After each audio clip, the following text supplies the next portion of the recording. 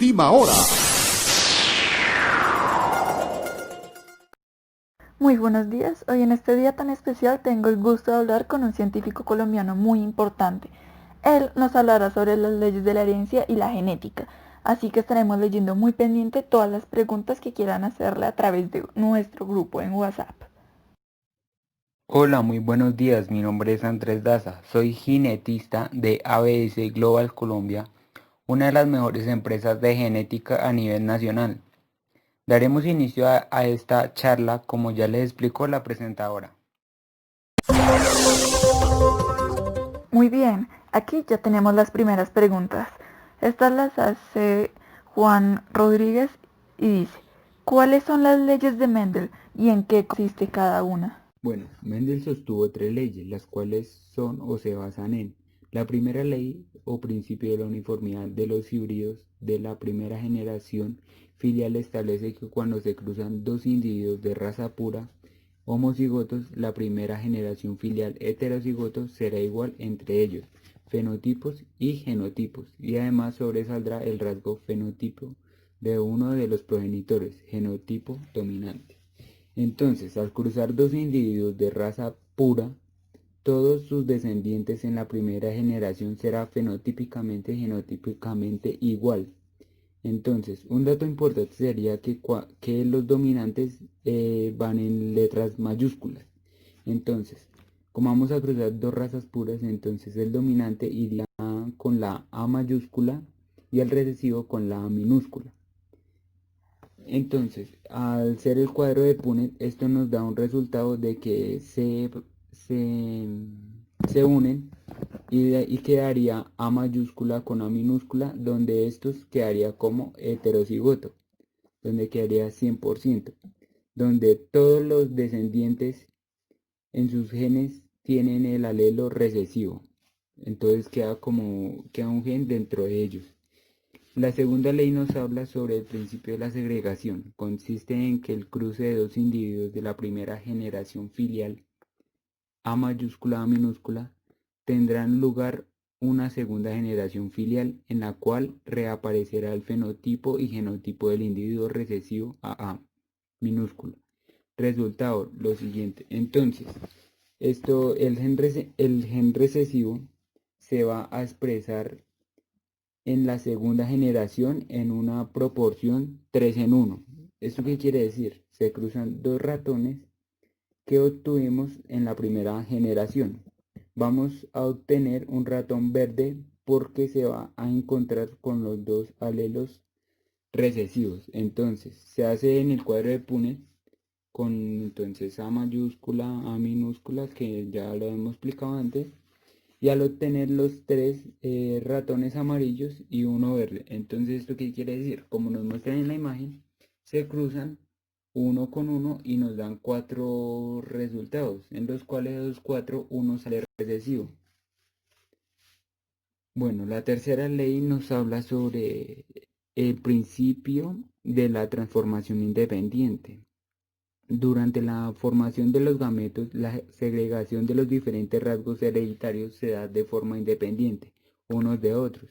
Por lo tanto, el patrón de herencia de uno de ellos no afectará al patrón de herencia del otro. Entonces, hay rasgos heredados que se obtienen de manera independiente unos de otros sin seguir un patrón establecido y no afectan con la transmisión de otros rasgos. ¿Esto qué quiere decir? Entonces, se cumple cuando hay genes en diferentes cromosomas o están en zonas muy separadas del mismo cromosoma. Entonces, anteriormente recopilamos todos estos datos y los cogemos. Entonces, tenemos un ratón amarillo y un ratón verde, al cual le vamos a agregar una piel rugosa y una piel lisa. Al ser el cuadro de Punnett, obtenemos que vamos a ver entonces cómo son las diferentes categorías del dominante y el recesivo, donde agregamos el liso y el rugoso, que sería la piel de los ratones, donde tenemos 9 ratones amarillos lisos, 3 ratones amarillos rugosos, 3 ratones verde lisos y un ratón verde rugoso en donde, como podemos ver en la imagen, va primero las letras mayúsculas, después van las minúsculas Y aquí vemos una nueva generación.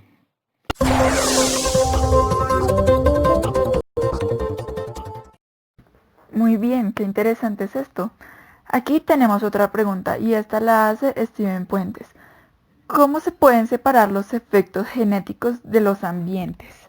Sencillo, con el empleo de diferentes diseños, por ejemplo, mediante la endocría para eliminar la variación genética.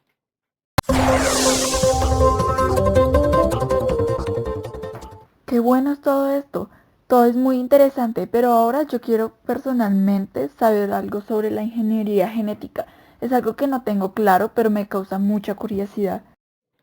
Claro, no hay problema, es algo bastante interesante. La ingeniería genética es una rama del conocimiento que se sustenta sobre la manipulación genética de un organismo.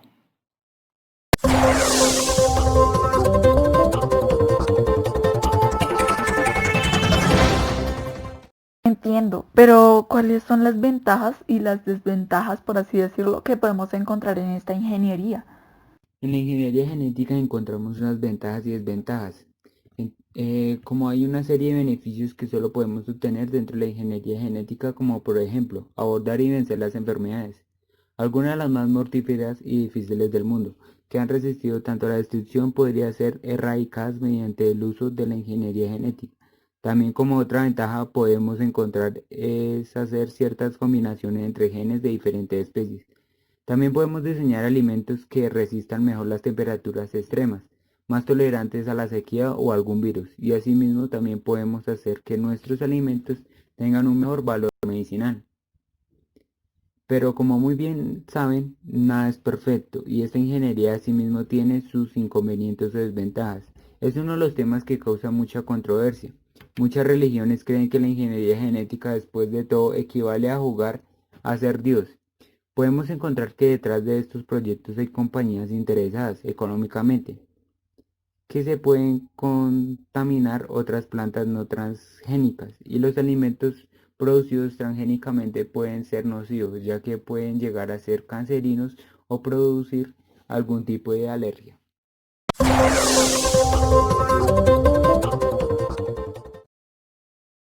Es muy interesante saber sobre esto, sinceramente. Pero bueno, continuemos con las preguntas. Esta la hace Jorge Peña y nos dice, ¿qué significa que una enfermedad o condición sea congénita? Las enfermedades congénitas se definen por estar presentes al nacimiento del individuo, por lo tanto, no necesariamente de origen genético. Sobre esto se les puede recomendar una muy buena película, se llama Gattaca, y esta nos puede ayudar a entender muchas cosas más.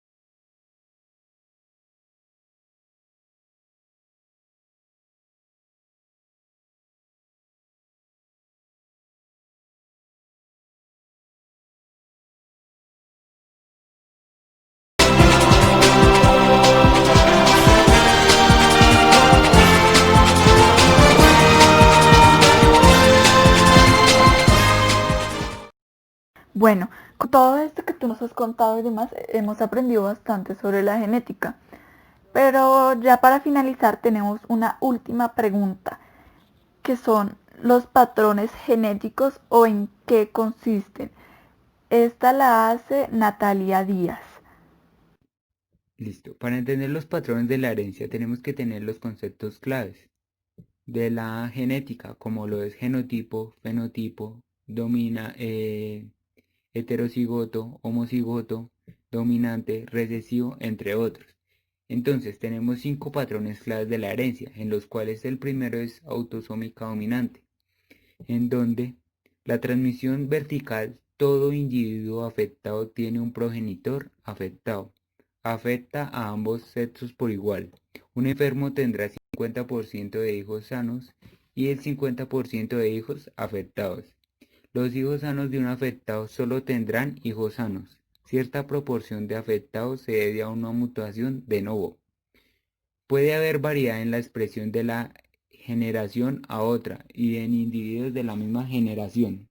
Las enfermedades que se producen por este patrón serían síndrome de Marfan, osteoclerosis, esterocitosis hereditaria, enfermedad de Alzheimer, entre otros. El segundo patrón de la herencia sería autosómica recesiva, en donde la transmisión horizontal, padres fenotípicamente normales pueden tener hijos enfermos. Varones y mujeres se afectan por igual. Solo los individuos genotípicos al gen defectuoso expresan al trastorno. Entonces, dos progenitores enfermos, 100% hijos enfermos. Un progenitor enfermo y un portador, 50% hijos portadores y 50% hijos enfermos.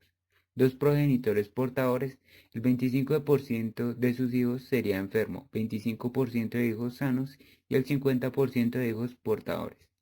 Un progenitor portador y uno sano, 50% de sus hijos serían portadores y el otro 50% de hijos serían sanos. Las enfermedades que se producen por este patrón serían Helmont-cromatosis, talasemia, enfermedad de Wilson, entre otros. El tercer patrón sería recesiva ligada al cromosoma X o recesiva X. Afecta casi exclusivamente a varones. Un varón afectado transmite el gen al 100% de sus hijas y a ninguno de sus hijos. Transmisión diagonal. Los patrones pueden ser sanos, pero los tíos o abuelos serán afectados. Si un varón afectado tiene hijas con una mujer portadora, 50% de sus hijas serán portadoras y 50% serán afectadas. Las mujeres portadoras transmiten el gen a 50% de sus hijos que serán afectados y a 50% de sus hijas que serán portadoras. Las mujeres heterocigotas pueden estar afectadas raramente solo en casos de leonización. Las enfermedades que produce este patrón son la enfermedad de Hunter, daltonismo, entre otros. El cuarto patrón sería dominante ligada al cromosoma X o dominante X. La mujer portadora suele tener una afectación menos grave que el varón. Las mujeres se encuentran afectadas el doble que los hombres. Un varón afectado transmite el rasgo a 100% de sus hijas y a ninguno de sus hijos. Las mujeres heterocigotas transmiten el rasgo a la mitad de sus hijos e hijas. Las enfermedades que se producen a través de este patrón serían la enfermedad de Fabry, hipofosfatemia y entre otras. Y el quinto patrón y el último sería el mitocondrial. Las mitocondrias pueden ser propio metabolismo celular con ADN propio independiente del nuclear. En la formación del cigoto, el ovocito aparta el pronúcleo femenino y todo el citoplasma de la nueva célula. Una madre enferma transmitirá la enfermedad a todas sus hijas e hijos. Un padre enfermo no la transmitirá a ninguno. Las enfermedades que produce este patrón serían neuropatía óptica hereditaria de Leber y el síndrome de Kearns. entre otros. Como ya les había dicho, ya llegamos al fin. Entonces, muchísimas gracias por las explicaciones, doctor Andrés. Las tendremos en cuenta. Y a mis queridos oyentes, espero que esto les haya gustado un montón. Más adelante tendremos otros invitados. Hasta la próxima.